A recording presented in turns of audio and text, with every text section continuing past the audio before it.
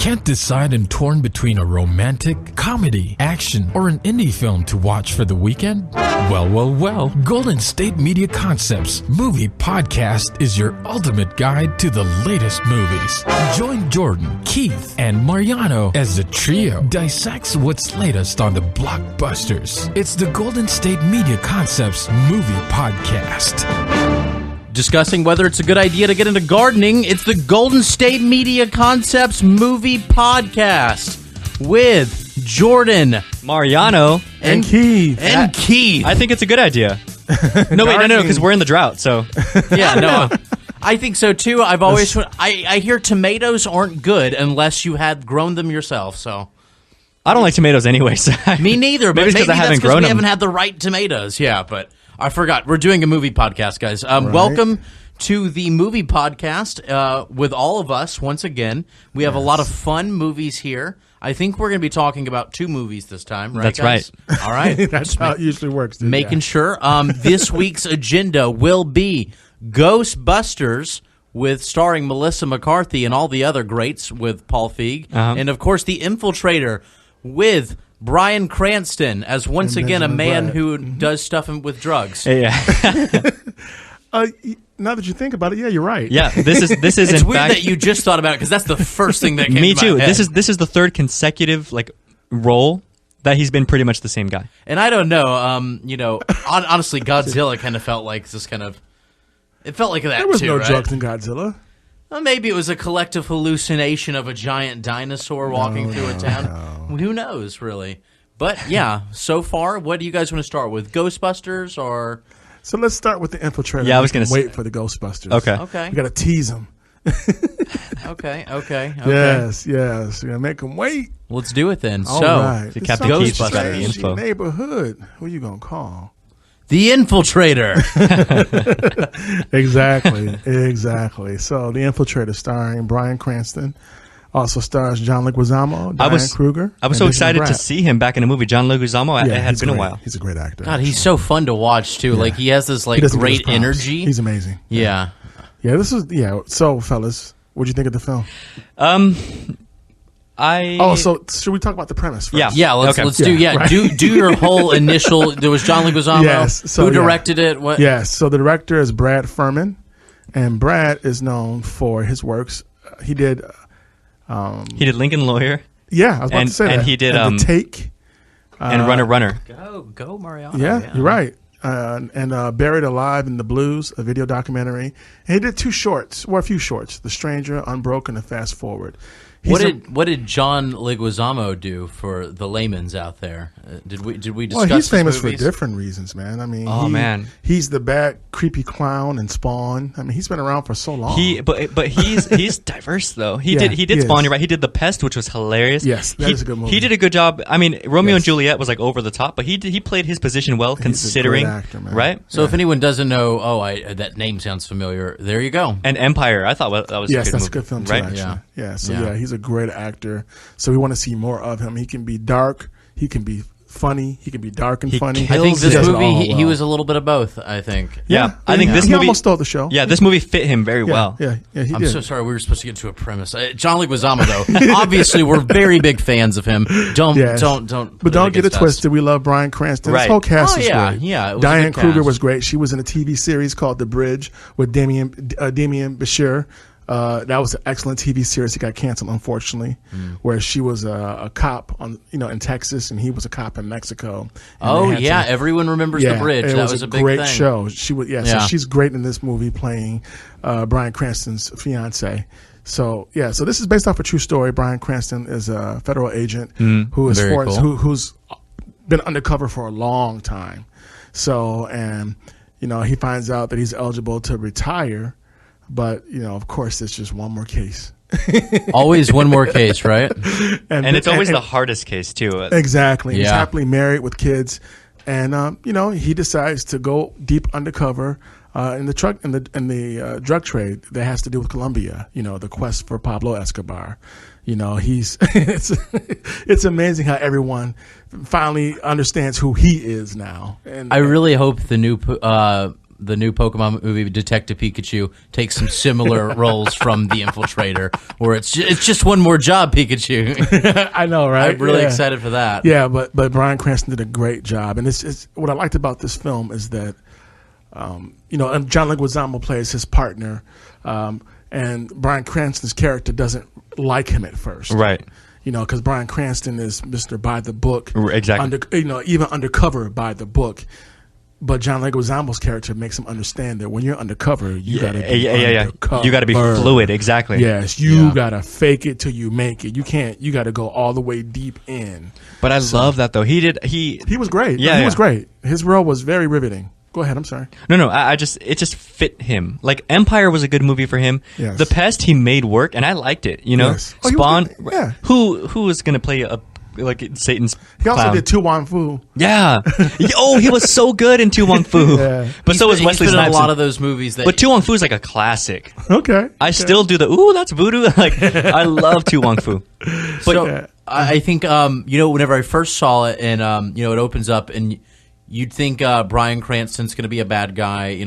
Bryan Cranston, you figure out that he's a cop. I thought, oh, man, that's so disappointing. I wanted him to be on the other side of the team. I wanted Bryan Cranston to be a bad guy. Oh, I loved him in this role. Yeah. Because by the end of the film, he totally understood John Leguizamo and where he was coming from. Yeah. So and what's great is that John Leguizamo didn't have to say too much. He had to check him in one scene, and that was a good riveting scene. But after that, everything John was trying to tell him is just started playing out. It's kind of funny that Bryan Cranston's his big talent is getting into being a normal guy, learning what it's like to be a drug dealer. It just turns out that this time it was a good guy, but based on a true story. That's kind of his thing, right? Based on a true story, though. Actually, this time. Yeah. So, and then Benjamin Bratt plays, this drug lord who's just very charismatic, who's just very likable, and ruthless. But that's what I meant a couple reviews back when I said I love when the bad guy is likable because it's hard to just hate him, and that's what makes an interesting movie. I think so too, and it really makes you feel conflicted in an ending. Oh yeah. In movies, whenever the good guy always has to overcome the bad guy. Oh yeah. Normally, you're just kind of waiting for that linear point, so you can say, "Okay, well, job's well done. It's over." Keith, that was come out of it. That was a good description too. Oh, thank you. Okay, how do you guys feel about the movie? On a scale of 1 to 10? Okay, I give it like a 9.5, man. Yeah. I mean, I really enjoyed it. It was very riveting. So it moved me. It was cool. Like I said, I hate to say it though, but if John Leguizamo was not in the film, it could have went a different way for me. But his chemistry with Bryan Cranston was amazing, and his chemistry with his fiance was amazing. I loved all of that. Oh, I didn't want to say that because I didn't, but yeah definitely.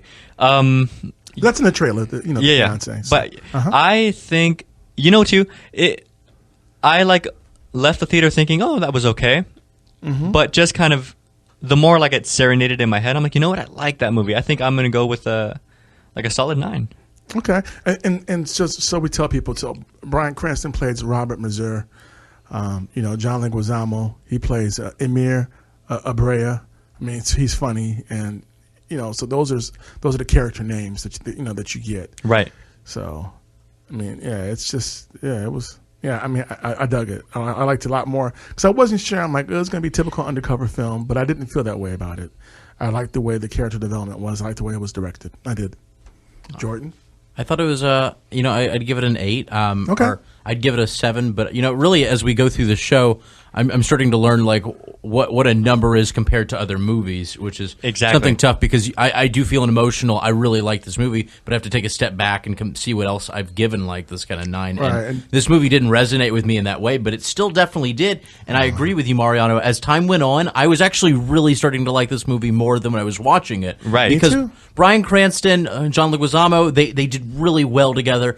Honestly, Bryan Cranston has this amazing thing to have this ability to have chemistry with whoever he's put up against. He's a great actor. That's what I'm seeing so far, where it feels so natural, no matter what I've seen Bryan Cranston in. So I think putting him in this role, where you have to mingle with the villains, you have to mingle with the heroes. I think, and especially because it's a drug deal movie, I think Bryan Cranston was perfect for this role. He did, and also he has this weird almost sense of gravity. He almost has this like stepdaddy type feel to him that makes you already understand that he's like struggling. You know, I think something special about Bryan Cranston, and it goes in this part.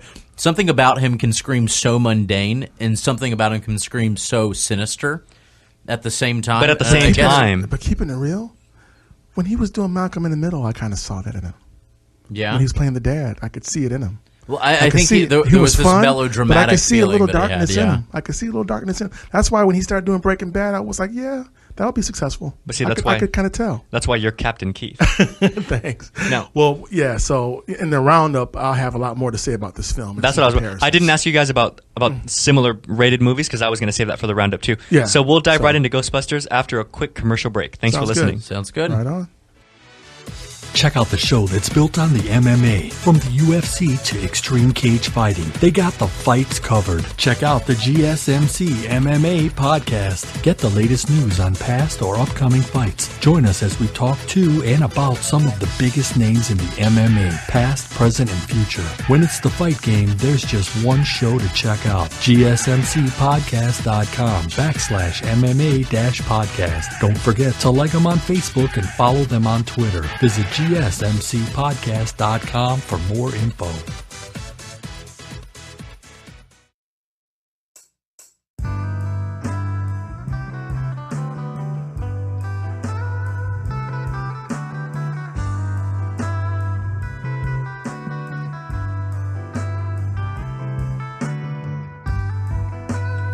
Hey everybody, welcome back to Golden State Media. We just talked about The Infiltrator and basically talked about great Bryan Cranston, John Leguizamo were for 10 minutes. Guzamo. Thank you. Sorry, it's a tongue twister when you say it so fast. But right now we're going to be talking about the amazing Ghostbusters. Right, the remake. Yes, the reboot. Yes. So do you want to do that? I was going to do the premise first. Huh? You want to do the premise? You want to do premise and then we do acting? Yes. I'll let Captain Keith do the premise. Okay. I'll wait for a second. So, Ghostbusters basically. So this is a reboot. You know, this is a remake of an original. So in this film, it's about four different ladies. Two of them, Melissa McCarthy and Kristen Wiig. Their characters are scientists, and Kristen Wiig is, you know, she's trying to be taken seriously as a teacher and a scholar. Mm-hmm. And she wrote this book with Melissa McCarthy about, you know, the paranormal life and activity. And she's been trying to downplay it. And Melissa McCarthy's character is proud of it, and she's embracing it. And she's still chasing her dream about, you know, paranormal activity and, you know, being an accredited scholar in that regard. And basically, they run into each other. Kind of like Dan Aykroyd and Bill Murray. Yeah. So they haven't seen each other in a while. And just a chain of events happens where Kristen Wiig's character, basically, you know, Erin Gilbert, that's the name of her character, has become a skeptic, a non-believer after writing that book. She just wants to leave it all behind. And Melissa McCarthy's like, you basically kind of sold out. And then, you know, when she goes to visit Melissa, because the book resurfaces that they wrote together, she runs into Melissa's character. And who was Abby Yates, and her new partner, who was played by Kate McKinnon, was Jillian Holtzman, and they will find out that there's a museum that is haunted, apparently, and of course, you know, Erin Gilbert, you know, Kristen Wiig's character is like, this isn't real, but I'll go with you, right? Know. Like Bill Murray did in the right, exactly. So.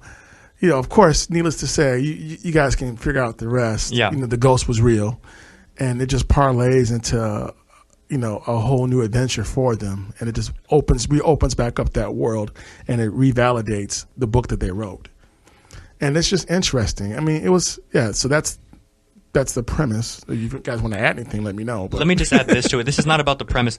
Mm-hmm. Can I just say that a lot of people were salty about the movie because they thought that it was like a political statement out of spite that like women can redo the Ghostbusters, you know? Okay. And they thought it was like just like an unnecessary kind of an unnecessary like feminist movement, you know? Yeah. Which, not that there's anything against it, but a lot of people were like, there's nothing wrong with it, but do you really need to do it just to make a point type thing, you know? I don't think the film was made. It wasn't. Well, my point is, I found out that it wasn't that. It turns out that it was going to be Ghostbusters Part 3 with a totally different plot, different director. The one who directed the first two and produced the first one, and he kept in his contract creative control, a lot of creative control, and that included selection or at least approval of the director, and he wanted to direct it, and Sony didn't want to let him direct. So there was this big old thing going on, and they turned out, getting him to give up the rights for it, and then they chose the director whose name was I forget his name. What was his name? He did Paul Feig. Right, he did the Heat and look at you. All right. Yeah, see? All Keith up in here. Yeah, exactly. Yeah. But he chose... he did Spy. He did exactly, the Heat. Spy and the Heat. Yeah. And it was Melissa McCarthy. Right. And Mm-hmm. he chose those two actresses. Yeah. And then, the other two kind of fell into place. And with the actresses... Leslie Jones exactly. and Kate McKinnon. But he also got some creative control. And that's how they just kind of rebooted the story. So it went from Ghostbusters 3 to just a Ghostbusters reboot. And without that unnecessary political agenda, I was just at ease, and I loved... Well, maybe not love. I liked the movie. It was funny. It was good. I liked it too. Now, when I saw the trailer, I didn't have any issue about it being all-female cast. No, me neither. When you do a reboot, it's fair game for the most part. Me neither. There's nothing wrong. Ghostbusters 3 would have been a disaster because Harold Ramis, rest in peace, is gone. Right. So it only would have been 3 of them, the original members. Well, the fourth one is deceased. Not that it matters now, but it wasn't going to be the originals. It was going to be them training the new people. That could have been fun, but this is cool. Yeah. This is a whole new franchise. Oh yeah, let me be clear. I have no problem with the all-female cast. I know. If it was out of spite, if it were to be out of spite, right. I'd be like, really, But it wasn't, and so therefore, I loved. And these girls are funny. They did a good job. They did a great job, right? And then Chris Hemsworth was funny because he was I had issues with his role. But it's role. Ghostbusters. It's joking, Yeah. And to kind of freshen up, I watched the original just yesterday. And and it's all ditzy. And I wish I would have done the same thing, and I didn't. It's all good, and and their receptionist was that the girl that really talks like this, and I'll have to put you through. Yeah. And so they did a good job with everybody was a character, and considering how much better the CGI and things are these days, it was a good movie. It was great. I wish I would have done. I think it was good on its own. I actually really loved it. I loved it more than I thought I was going to like it, and I wanted to like it. Almost out of spite because I thought it was ridiculous how much people were making a big deal out of a movie. People were. Yeah, but beyond that, when I watched it, I think there are a lot of parts I enjoyed more than the original Ghostbusters. Me too. I agree. And that's a big controversial statement. But you know what? I loved Chris Hemsworth's character in it. I didn't. I thought it was cute. I thought it was funny, and I loved the things like that. I liked that they didn't just make an exact copy. It was a reboot, and it was its own twist. And beyond just having 4 female actors instead of male, they did so much with the movie, and they made it just a really fun thing to watch. And they made it very satisfying after it was over. I could watch that again. I would pay money to watch that again. His character was the only thing I didn't like about the film. What about him didn't you like? I just felt like it was just heavy-handed. Because they made him this good-looking blonde dumb guy. Yeah, that was a bit too much. You see what I mean? So, how the political I didn't care for that because if that was a female character, that would raked right over the coals. So I didn't care for that part of the film.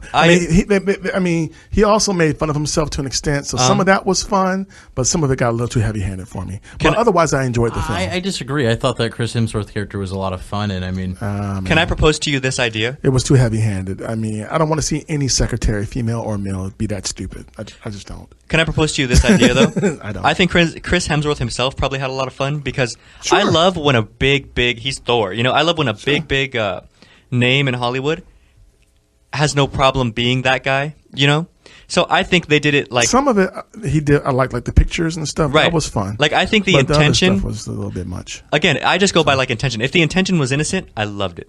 It was funny. I can see where people could have a problem, but I can also see the funny in having a really ditzy male secretary because it's such a role switch, And so you know what? You said that you don't want to see that with people, and I'm sorry, but I think with Chris Hemsworth, what was really interesting is you don't often see the big macho male being That's what I'm saying. And a good guy. That's what I'm saying. You can't see that with women. It's still a sexist thing, but that's not something that always happens. And it was fun when it did happen because he wasn't a villain and he wasn't a stupid villain. He was an idiot, but he was a lovable, fun idiot. It was just kind of like any cartoon where you see the companion. He was just being the faithful sidekick. Yeah, I disagree. There's no such thing as being a lovable, fun idiot. That's just kind of an oxymoron. I have a question. Donkey from Shrek. There's issues with that too. Yeah, because that's a whole other conversation. Don't get me started. Yeah. Okay, I can see that, but I can see that more than Chris. I have a question for you guys. I think they're both insulting, but that's fine. This has nothing to do with Chris Hemsworth. How did you guys feel? Because I did a lot of research on these movies, and this one thing I saw was that. Did you notice the ghosts from the OG Ghostbusters? Yeah, Slimer. But there was another one too. I'm not going to give it away. But what did you like or dislike, or did it matter to you the fact that they were not kind of brought up as cameos? They were just a new ghost in this universe, Well, I guess I mean, can't remember. There were cameos like Bill Murray. There were cameos everywhere from old actors, right? But they weren't the same. Nothing was the same. Exactly. It was as if that that never happened. Never existed. Exactly. It was just a slight little wink and nods. Right. Yeah. So, but there were some great cameos because I loved how Creed. Remember Creed? Rocky was Rocky, but he was a different person. Sure. That was great, Sure. So I kind of didn't like that they threw these guys in, and you're like, oh, look, it's him. But it's not him. It's another. That was something you had a problem with? Yeah, that was, not like a huge problem. I just No, I liked it. I think it really further separated the universes that these two movies came out of, and it allowed this one to be something more original and be its own thing. When you just show that Bill Murray wasn't Bill Murray the Ghostbuster, that Slimer wasn't this lovable, Slimer, you get to kind of see that this is its own world, and it has room to grow and be its own thing beyond the shadow of an 80s amazing movie. It can be its own great movie. Andy Garcia was great as the mayor. There was lots of fun things about it. So, like I said, I recommend the film. That was the only issue I had. It was Chris Hemsworth's character. But otherwise, I did enjoy the film. I enjoyed the chemistry between Leslie Jones, Kristen Wiig, Kate McKinnon, and Melissa McCarthy. They were great together. They did a good job. So it was a lot of fun. It's a great reboot. It's nice. It's a lot better than I thought it was going to be. Well, yeah. I'm glad they brought the franchise back. I look forward to seeing where they go next. And I definitely would encourage people, when you watch this movie, don't leave until the last credit. Just saying. Yeah. So stay to the very last credit. So I wouldn't mind seeing if there's a sequel for this, but I guess we'll continue talking about that and wrap up on the Infiltrator right after this break. So in the meantime, you guys hang in there. We'll see you soon. Yep. Tired of searching the vast jungle of podcasts? Now listen close and hear this out. There's a podcast network that covers just about everything that you've been searching. Hey! The Golden State Media Concepts Podcast Network is here. Nothing less than a podcast bliss with endless hours of podcast coverage. From news, sports, music, fashion, cooking, entertainment, fantasy, football, and so much more. So stop lurking around and go straight out to the Golden State Media Concepts Podcast Network. Guaranteed to fill that podcast itch. Whatever it may be. Visit us at www.gsmcpodcast.com. Follow us on Facebook and Twitter, and download us on iTunes, SoundCloud, and Google Play.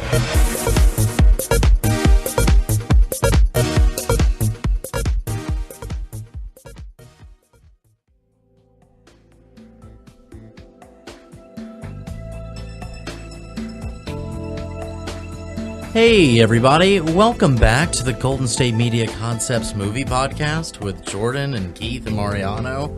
We just talked about Ghostbusters and Infiltrator, and we're going to do our wrap-up now, so... Why do you sound so confused? I'm just explaining it in this very, way that people are going to... So on a scale of 1 to 10, what do you give Ghostbusters? I'm going to give Ghostbusters a 7... So Infiltrator was a lot better to you than Ghostbusters. 7.5 for Ghostbusters. Just because even the original Ghostbusters, I'll give that a 7. Only reason, it's funny, and I love Bill Murray in other movies, but by the time I saw Ghostbusters, I'm 24. The special effects were a little too old for me to, and the some of the comedy was a little too in its time period for me to enjoy. Me and Jordan were talking about that last night. But the new one to me, it was a little funny because it was a little more modern. I could relate to it better, and the special effects were good. The actresses were funny. Chris Hemsworth, I thought was funny, I liked it. I liked the movie. The reason I gave it 7.5, and that's a solid score, I would think, is because of what Jordan was saying for The Infiltrator, which was ranking it amongst other movies makes it difficult because this movie was good, but then think of movies that just hit you, like Boys Don't Cry or like Titanic. It didn't go to that extreme, which is why I gave it the score I gave it. But it's a very solid movie. I would pay money to see it again, and then probably again. It's a funny movie. Yeah, and for me, that says a lot if I can see, and if I would pay money and do it all over again, I would do it a couple times as well. I'd give Ghostbusters an 8.5. Oh, see, that's a high score. And I think that like in a funny movie like this. And if Spite overtook me, it would be a 9, because come on, guys, give it a chance. It's a great movie. Yeah, watch it for sure. I think this is one of those movies where going to the theater and just seeing everyone else's reactions too is kind of worth it. I give it a 7. A 7? Yeah. Oh, okay. So I recommend it, but yeah, like I said, overall it's a good, fun family film. I enjoyed it. Leslie Jones was great. Kristen was great. Kate McKinnon, of course, Melissa McCarthy. I mean, they all worked very well together, and the cameos were a pleasant surprise. So. Yeah, it was cool. I look forward to the sequel, but yeah, like I said, the whole Chris Hemsworth. Yeah, I didn't like it. Yeah, the dumb blonde. I don't like it on females or males, dude. Oh, I get you. I get you. So I mean, even when so go ahead. Keith, you're tough on blondes. I get you. It's just I think that while it is in poor taste, it's done like lightheartedly. Well, yeah, like I said, parts of it I liked, like the pictures of him, his little selfie shots. That was fun. Tell me if this makes sense, because I think that this is something you can at least like meet me halfway on. Well, like I said, I recommend the film. It's still a good. Definitely. Worth watching. Oh yeah, you gave it a good score. I just mean when I heard he was going to be like the dumb blonde secretary, it rubbed me the wrong way for a second, but then it made me like. It made me aware of the fact that like you need to just be a little more. He's not taking himself so seriously, exactly, and I can respect that exactly because he's a superhero, but he's huge. But I love Thor exactly. But I love that it made me be like, hey, you know what? Relax. It's just a movie. Yeah, my mom loves this guy, dude. She's like, oh. I feel like everybody gets offended about everything now. Exactly, and we that's don't what need to worry about finding something that's going to fit it, because if it's offensive, we'll find out ourselves on Facebook. Definitely, but that's why I liked it, because it was almost like blatant. It was almost like, dude, relax, and I like that. That kind of stigma that they put on it was like, yes, he's extremely dumb. Like, here it is in your face. It's like you could get upset, or you could just take it for what it is. It's a movie. Like I said, I stand behind what I said. But I do recognize. I do. We're all in agreement with this film. It's definitely worth watching. Can I ask you though, Captain Keith, where would you rate the OG Ghostbusters, which came out in '84, I believe? Man, I mean, that was a cult classic, though. Man, it's not even fair. I mean. I need to watch it again, but I really, really, really loved it when it came out. After I watched it, I wanted to be a paranormal psychologist. So it had a huge impact on me as a kid watching that film. So I would say I would give that film like a 9, man. I really enjoyed it. I mean, but that's, but there's nostalgia with that too, though. It's up there with the first Superman film. Let me ask you this. It's just nostalgia. Let's see if we can keep it real. Let's see if we can separate this. So the nostalgia factor made it a 9, and the fact that it was the first of its kind too. Yeah, that would definitely boost its number for me as well. Yes. But now let's see if this makes sense. Considering now that it's a movie from the 80s and there are new movies with better graphics and everything out, how would you rank it? See, that doesn't mean anything to me, because the graphics back then were fine. So the graphics back then were a big deal. But I mean, comparing. So I mean, we're all spoiled now because of the future and technology. But I'm saying which is fine. With that spoiled curve on it, though, how would you? It doesn't make a difference to me. Oh, okay. So still, it was a 9? Yeah. All right. Yeah. So the original still gets a 9 because it's the first of its kind. It was fun. You heard. I mean, when you heard that Ray Parker Jr. song, man. That was it, man. Who you gonna call? The whole world fell in love with that song. Nice. I think that this was a follow-up that didn't let down. Yeah. So I'm looking forward to a sequel. So like I said, also Leslie Jones hilarious. Can I say? Oh, sure. Like I said, Leslie Jones great. Oh yeah. Like I said, the whole cast had great chemistry. Yeah, they all did their thing. Was Leslie Jones the one getting slammed on Twitter? Yeah, that's Leslie. Okay. Yes. Yeah, she was funny. People, Yeah. She's also great on Saturday Night Live. So is Kate McKinnon. I don't think anybody in that movie deserved to hate. And even if the movie was bad, they didn't. But on top of that, how people are.